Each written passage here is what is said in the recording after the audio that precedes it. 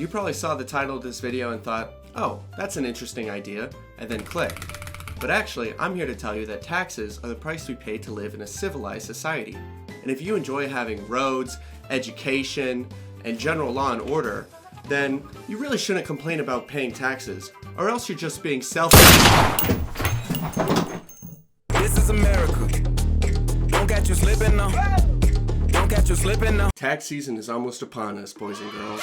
So I decided to spend hours researching, fact-finding, and closely studying all the ways that the government will be screwing you over in 2024.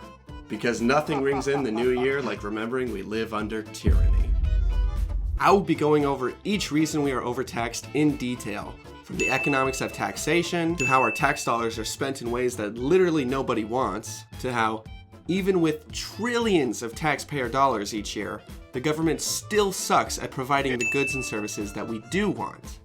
I'm going to cover it all. But before I get started, let me just say that this video will be polarizing. There are tons of us Americans who have been taught since grade school that questioning taxes is bad, or even immoral.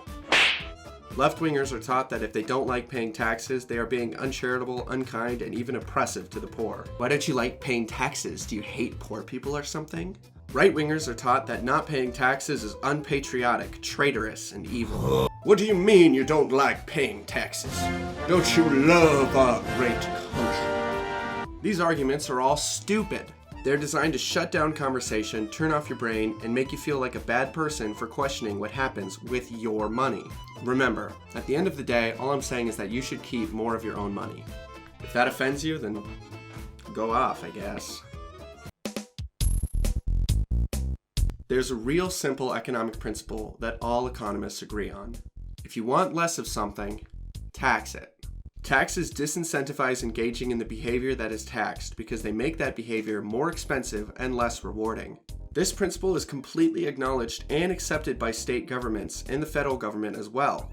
In fact, it is the largest justification for sin taxes, taxes on cigarettes, alcohol, gambling, gas, and sugary drinks. The government has determined that these things are bad and shouldn't be consumed in excess, so they are taxed more heavily than other items, thereby making them more expensive and making people less able to buy them. So, keeping that one simple principle in mind, if you want less of something, tax it, let's take a look at all the other things that the government taxes as well. If you have a job, before you even get your paycheck, you are taxed a substantial amount on your income, 22% on average, which, by the way, is more than God asks for in the Bible. Then, on the same paycheck, you are also taxed for Medicare and Social Security. What? Together, these can double the taxes you pay on your income alone. If you get less of something by taxing it, it stands to reason that taxing it a lot reduces it even more. So the question one has to ask is, why are people paying 40% of their income in taxes? This obviously reduces the amount people will work and even whether some people will want a job in the first place. After your income is taxed, you pay a sales tax on everything you buy. If you run a business, you pay a tax on everything you sell. If you have employees, you pay a tax for paying them. If you own a house, you pay a tax just to be able to keep owning it, which is calculated based off of the house's value, which goes up if your house looks nice. So you get taxed more just for keeping your house looking nice, incentivizing you to make it look not so nice. You get taxed for owning a car. You get taxed for working overtime. You get taxed for buying and selling stocks. You get taxed through inflation for not selling stocks and keeping your money in a bank account. You get taxed for dying. When you tally up the number of things that are taxed, what you end up with is the entire realm of economic activity, which means the government has basically decided, hey, you know all that economic activity that lifts people out of poverty, drives innovation, ensures there are enough necessary goods like food and water for everyone, creates technological and medical advancement, and incentivizes working together, putting aside our differences, and building a better future? Yeah, we want less of that. Now here's the part of the conversation where the super well-educated, incredibly smart young professional with 45,000 Reddit karma, and who definitely hasn't been propagandized to think about these things in only one way for 12 years at government schools, steps in to say, but taxes are the price we pay to live in a society. If you like having roads, police and fire services, courts, civilization, the infrastructure necessary to have an economy in the first place, you should be paying your taxes happily. and thanking the government for providing all of these. Okay, sure. Let's accept all of that. Let's say that every single part of that statement is true. It doesn't make a difference when it comes to whether or not you're being overtaxed. For one thing, everything mentioned in that overplayed public school smug defensive taxation is provided by state and local governments. But there's this whole other thing called the federal government. It takes the lion's share of the taxes and it spends a lot of money. If we take a deeper look at what it spends money on, I'm sure we'll see that every dollar is allocated to vital programs that citizens definitely want, and the whole situation is under control.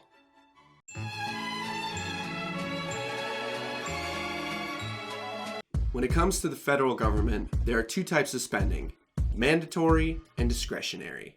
Mandatory spending is spending that the government has to engage in by law. These are things like Social Security and Medicare. They can't decide not to provide these things since they already took all of our money and wrote laws saying they have to fulfill these liabilities. So that spending is going to happen no matter what. People like to describe mandatory spending as an honorable thing because the government is doing what it said it was going to do. But that type of thinking really doesn't make sense. Because of course they're going to spend your money after they took it from you. Discretionary spending, on the other hand, is spending on things that aren't required by law. It's discretionary, at Congress's discretion. And Congress just felt like spending $1.7 trillion last year. When it comes to discretionary spending, the vast majority of it, essentially half, is spent on the military and Department of Defense. This includes the recent aid packages for Ukraine and Israel. You know, because American taxpayers ought to pay for the defense of other countries. You sure about that? You sure about that? Raytheon and Lockheed Martin gotta make money somehow. Adapt or die. In 2021, military spending was $750 billion worth of the total $1.6 trillion of discretionary spending.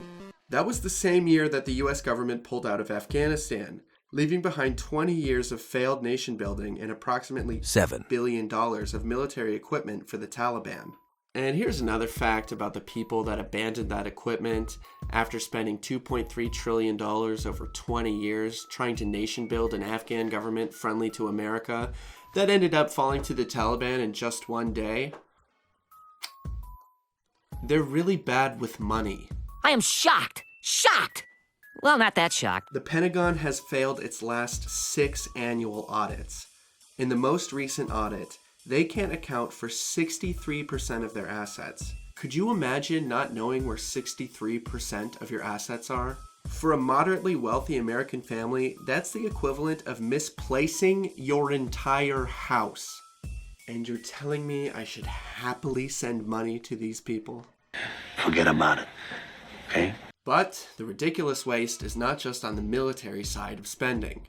In the previous year, Congress passed the CARES Act, designed to stall the impending collapse that would surely occur after shutting down the global economy over a flu. This gigantic spending package was sold to the American people by promising $1,200 for every taxpayer, and passed in the House and the Senate almost unanimously with one lone voice opposed to it. The bill set up the Paycheck Protection Program, which allowed companies to apply for 1% interest federal loans to be used to pay their employees, with provisions for many of these loans to be completely forgiven. PPP and the CARES Act have been widely criticized by both aisles of American politics as being thinly veiled bailouts for giant corporations, since legislative carve-outs allowed megacorps to attain the loans that were originally intended for small businesses. It's a big club, and you ain't in it. Then, in December, Congress passed the HEROES Act, this time only offering $600 checks to taxpayers and billions of dollars to foreign countries.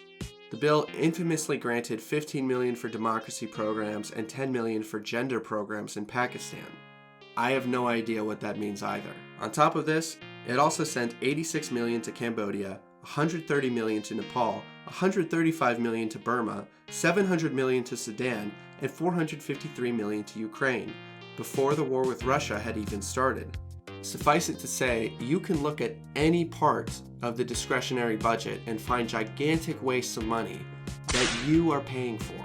State and local governments are not much better. The Urban Institute found that in 2020, less than 14% of all state and local expenditures were going towards police, highways and roads, corrections, and courts. On average, more than 86% of these budgets were going towards other things completely unnecessary for living in a society, with the largest category being public welfare. I'm gonna keep swinging my baby lasso till I catch me a man. So, when people say that taxes are the price of living in a society, it would be nice if those taxes actually reflected the cost of that society, and didn't include all the monumental wastes of taxpayer money that do nothing for the citizens. But, even if we boiled down the tax burden to just covering the essentials for keeping society functioning, however you choose to define them, we would still be overpaying, because the government sucks at providing these services.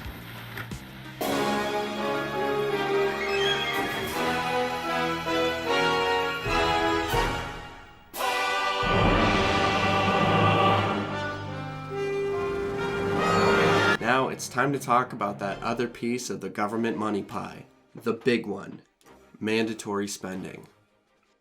While discretionary spending accounted for a substantial $1.6 trillion of the federal budget in 2021, mandatory spending was a colossal $5.2 trillion. More than half of this spending was on Social Security, which is expected to continue growing as people continue to live longer and longer. Furthermore, birth rates are not keeping pace with how many people are staying alive, and we already don't have enough taxpayers to cover the unfunded liabilities in Social Security.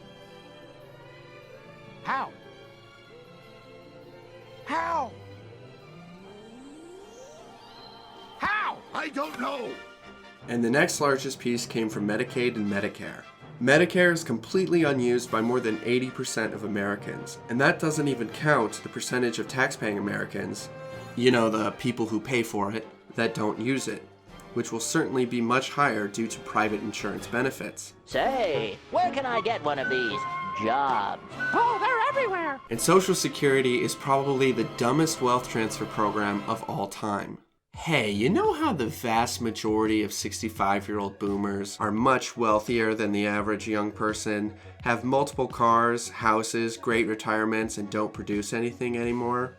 Yeah, we're gonna take money from young people who are far more likely to be financially unstable and usually need every penny, and we're gonna give that to the wealthy people. Because that makes sense. Social Security was so obviously a scam to get more out of taxpayers that it's sickening. Since starting my last job, I've paid $14,000 into Social Security. That is a down payment on a house. That is a decent used car so my wife and I no longer need to share just one. That is a new Honda Shadow Phantom with matte black metallic finish and 219 pounds of New York strip steak from my local beef supplier. What I'm saying is that it's a lot of money to just disappear and never be seen again until I'm too old to ride a Honda Shadow. Furthermore, it's entirely unneeded as I already have a retirement account, and more importantly, I have kids that I can force to take care of me when I get old. The common rebuttal to everything that I just said is, Social Security isn't an investment, it's insurance. Well, the only issue with that rebuttal is no, it's not. Insurance isn't mandatory, it's optional. And if it was meant to only be insurance, it should be abolished anyways, because insurance is already something the market provides. And it was something the market provided even at the time Social Security was instituted, through the form of private civil societies. And to wrap this baby up, let's talk about all those services that we do want the government to provide. Things like education, policing, roads, law and order. These are all very important services, it's true. But does the government do a good job at providing them?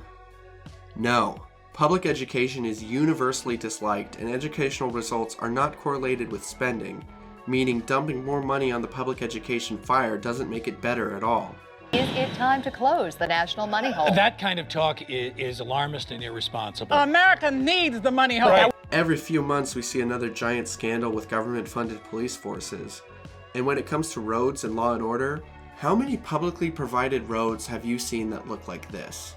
How many publicly policed and maintained cities have you seen that look like this? Has the safety and crime in American cities gotten better as the governments have continued to spend more and more, or gotten worse? Is it worse right now than it has been in a long time while the government is also spending more than it ever has? The answer is yes. Taxes aren't the price we pay to live in a society. They're the price we pay to allow our government to drive that society into the ground.